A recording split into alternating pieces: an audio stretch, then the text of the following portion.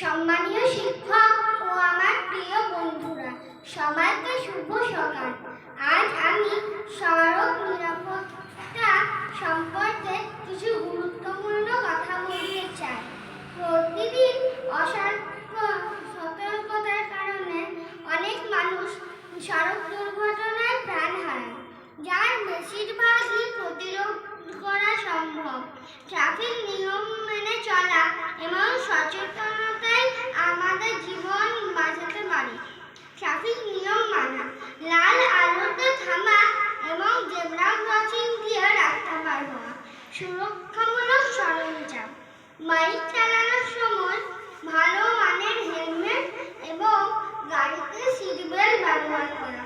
বর্জ্য অভ্যাস, গাড়ি চালানোর সময় মোবাইল ফোন বা মদ্যপান থেকে বিরত থাকা।